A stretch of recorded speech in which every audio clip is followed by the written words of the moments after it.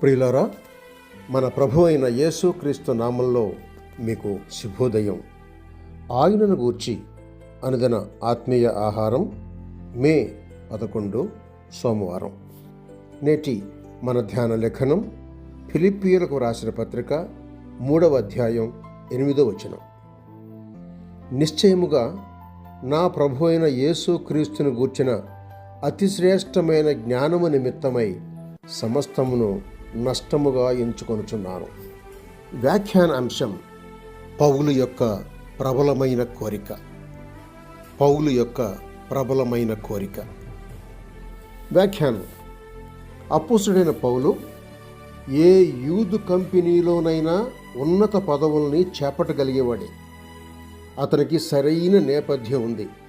చూడండి, గలతీయులకు రాసిన పత్రిక 1వ అధ్యాయం 14వ వచనం, అపోస్తుల కార్యములు 22 3వ వచనం, ఫిలిప్పి 5వ అధ్యాయం 3వ వచనం. అతను సాధ్యమైనంత వరకు యూదుల యొక్క అన్ని మతపరమైన అవసరాలను కూడా నెరవేర్చాడు. ఫిలిప్పి 3వ అధ్యాయం 3-4 వచ్చాలు చూడండి. ఇప్పుడు అతని శక్తి మరో దిశగా మళ్లించబడింది. గతంలో బాహ్య విషయాలకు ప్రాధాన్యత ఉండేది. ప్రజలు దేవుని ప్రజలలో చేరాలంటే మొదట సున్నతి చేయించుకోవాల్సి ఉండేది. 3వ అధ్యాయం 2వ వచనం చూడండి. ప్రభువు అతని జీవితాన్ని స్వాధీనం చేసుకున్న తర్వాత అతను ఇకపై బాహ్య రూపాలతో దేవుణ్ణి సేవించలేదు, కానీ ఆత్మతో సేవించాడు.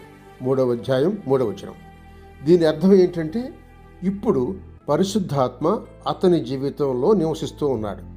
అంతేకాదు, క్రీస్తును మరింత బాగా తెలుసుకోవాలనే ఈ అభిలాషను అతనిలో మేల్కొల్పాడు. 3వ అధ్యాయం 8వ వచనం చూడండి. ప్రియులారా, మీరు దేని మీద దృష్టి సారించారు? మీరు ఎక్కడి నుండి వచ్చారు? మీ నేపథ్యం ఏంటి?